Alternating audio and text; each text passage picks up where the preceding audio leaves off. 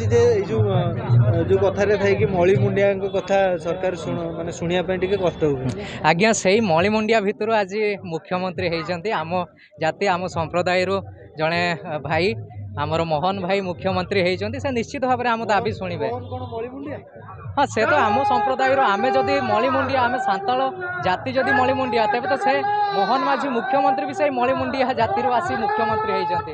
ତ ନିଶ୍ଚିତ ଭାବରେ ସରକାର ଆମ ଦାବି ପୂରଣ କରିବେ। ଆଚ୍ଛା, ମୋହନ ମାଝୀଙ୍କ ସହିତ ଡାଇରେକ୍ଟ ଦେଖା ସାକ୍ଷାତ କଲେଣି?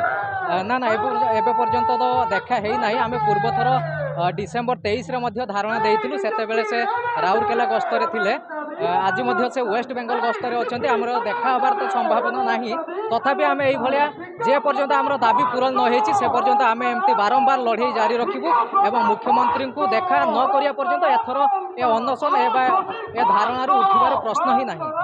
କୁହନ୍ତି କି ସକାଳୁ ଲୋକମାନେ ମନରୁ ଭାରି ସରଳ, ଆଜ୍ଞା ଏ ଦାବିରେ ବସିବେ, କିଛି ଦିନ ବସିଲା ପରେ ଆପେ ଆପେ ଉଠିକି ପଳେଇବେ।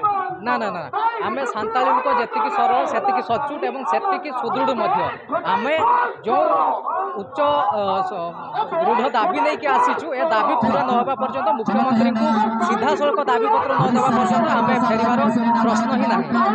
କଣ ଲାଗୁଛି ଯେ ଏଇ ଯୋଉ କଥାରେ ଥାଏ କି ମଳି ମୁଣ୍ଡିଆଙ୍କ କଥା ସରକାର ମାନେ ଶୁଣିବା ପାଇଁ ଟିକେ କଷ୍ଟ ହୁଏ।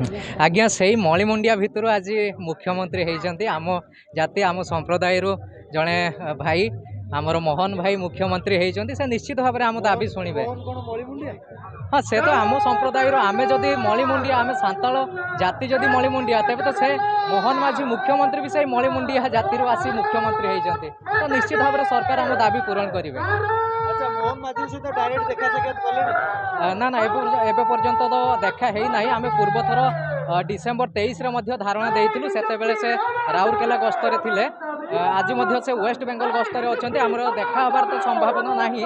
ତଥାପି ଆମେ ଏଇଭଳିଆ ଯେ ପର୍ଯ୍ୟନ୍ତ ଆମର ଦାବି ପୂରଣ ନ ହେଇଛି ସେ ପର୍ଯ୍ୟନ୍ତ ଆମେ ଏମିତି ବାରମ୍ବାର ଲଢ଼େଇ ଜାରି ରଖିବୁ ଏବଂ ମୁଖ୍ୟମନ୍ତ୍ରୀଙ୍କୁ ଦେଖା ନ କରିବା ପର୍ଯ୍ୟନ୍ତ ଏଥର ଏ ଅନଶନ ଏ ଧାରଣାରୁ ଉଠିବାର ପ୍ରଶ୍ନ ହିଁ ନାହିଁ।